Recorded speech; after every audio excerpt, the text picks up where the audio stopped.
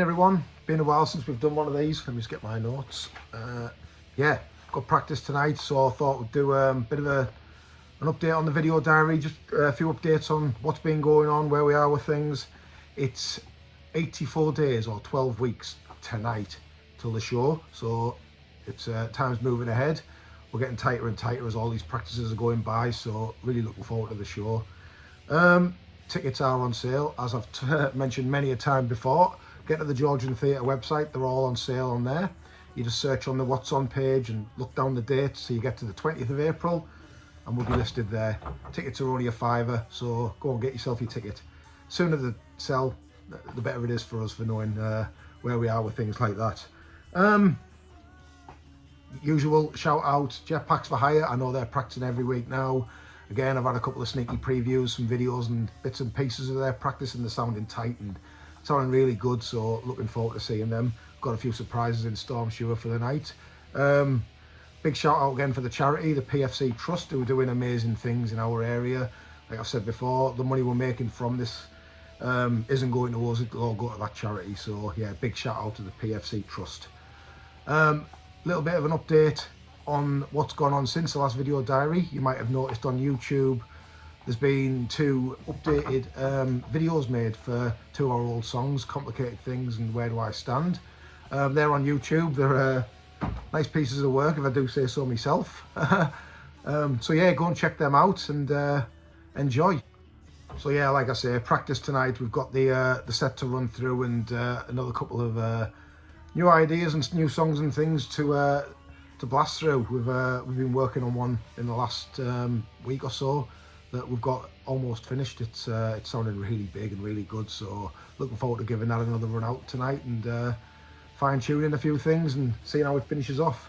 Yeah, other than that, the other thing to mention, we got sent a list of some questions on just to give some updates, or not updates, but information about the band for people who maybe haven't seen us before or haven't heard of us.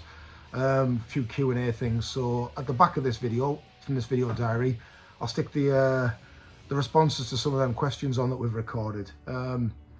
Yeah, it'll just give people a bit of an idea of who we are, where we've been, what we've been up to in our time, what's gone on before and after the band, and all that sort of stuff. So a little bit of fun. So enjoy that. Still just checking the notes. Last thing to say, get on our socials, like I've mentioned before: Facebook, Twitter, Instagram, YouTube. Listen to our stuff on all the streaming services. Have a listen out for Jetpacks for Hire on the streaming services as well. Give them a listen too. Another shout out for them. Yeah, but I'm off to practice in a few minutes, so get some footage and bits and pieces going on there, and catch up with you in a bit. Cheers.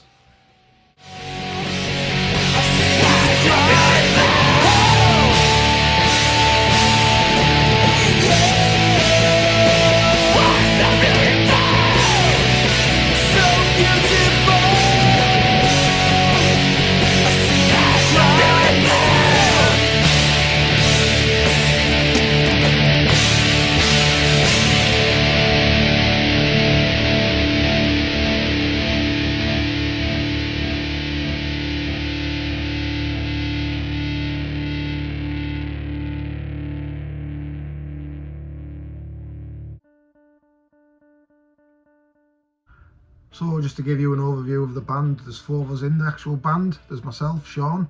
I play guitar and do a little bit of backing vocals here and there. We've got Stuart Ellison, our lead vocalist. He plays guitar as well on quite a number of the tracks. We've got Paul Jackson, or Jacko, bass player, also does some vocals on some of the tunes. And on drums we've got David Buttery, or Butsy, or Butts as we like to call him, our drummer. Yeah, that's the 4 of us. Same lineup from when the band formed back in the day.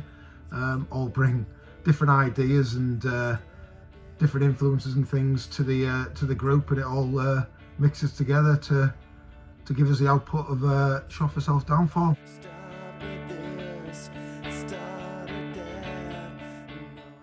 So a bit of band history.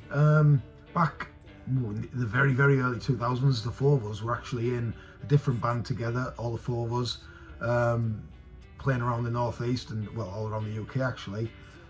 Stu decided to have a little bit of time travelling and went to Australia for around 6 months, something like that, back in about 2000 and 2003.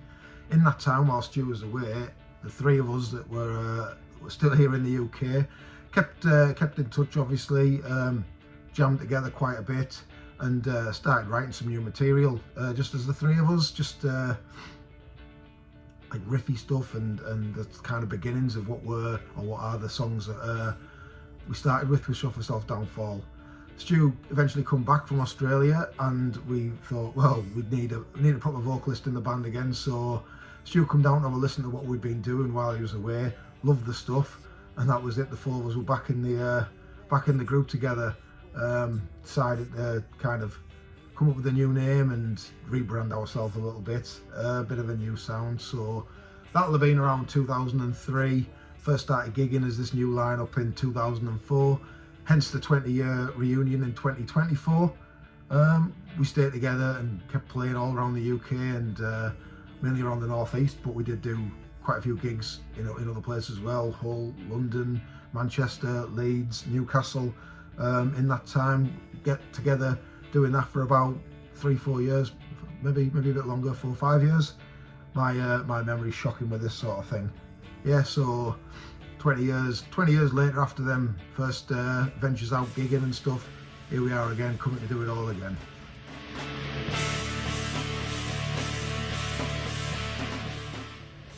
So we get asked a lot, or we have done over the years, about the origins of the band name and what it means.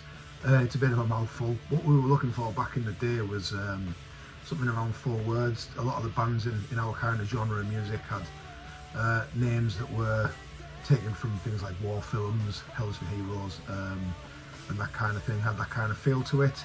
Ours kind of jumped out off the page in a magazine article we were reading once about Kurt Cobain, actually.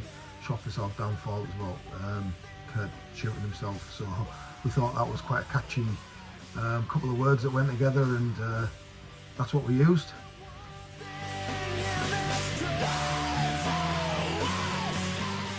In terms of my influences, I'm a lover of all kinds of music, really. As a youngster, my own dad really got me influenced by the Beatles. I used to love listening to Beatles records when I was younger. But yeah, mainly rock music. Other than that, there's probably videos Jackson's dad's got of me and him when we were kids, moshing along to Nirvana records, pretending to play instruments made out of like tennis rackets and cardboard boxes and snooker cues and things like that. He's probably got them videos somewhere. I'll have to go and speak to him and see if he can dig them out for us. But in terms of my guitar playing and what I bring to the band and stuff, my influence would be a lot of, in terms of British acts, like I've mentioned before, bands like Fuel for a Friend, Hell's for Heroes, 100 Reasons, and a lot of American stuff as well, the Get Up Kids, Queens of the Stone Age, Thrice, and more recently, I suppose, I like to go and watch a lot of live music, and some of my favourites are bands like Fathersome from Scotland, who are class. I love Biffy Clyro, bands like Lonely the Brave, and an indie band called The Snuts, who are really good as well. So yeah, a bit of a melting pot of all sorts. One more band just to quickly add on to that list there, because my brothers would kill me if I don't mention this, because we, between us all, we've been to see them loads and loads of times, even travelling to Spain to watch them. A band called We Are Scientists. They're superb. What a live show they put on. So yeah, stick them on my list as well.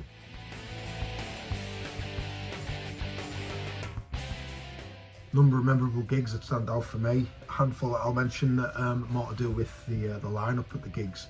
We supported a band called This Girl in Newcastle once. This Girl were massive and superb as well. Big influences of the band. We played a festival where the headliners were the Future Heads. Again, another superb band who were touring as we speak. They played up in our area the other night. Bit of a comeback.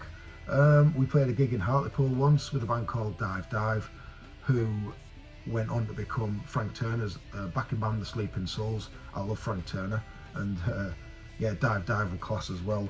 But other ones that stand out, played down at Notting Hill at the Carnival, went down to London to play that once.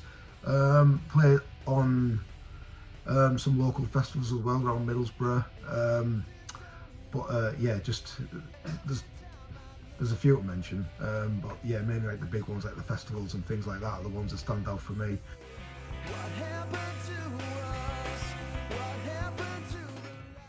Yeah, I suppose this has been listed as a bit of a one-off, and that was the idea in the beginning. But speaking personally, and I'm sure I speak on behalf of the other lads as well, getting together again and practicing and stuff like that, it's been thoroughly enjoyable.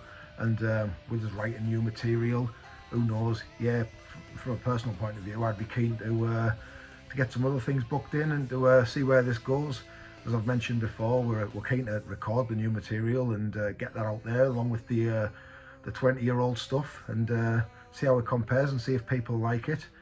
And in regards to the question on would we be keen on some of the local festivals, the Stockton Callings, the Twisterellas, the Songs from Northern Britain and all that sort of thing, absolutely, why not? Yeah, Andy Carr, lads like that, Cy Shaw, all you guys involved with the local promotions, you've got our contact details, you've got my number. Yeah, let's talk, that'd be great.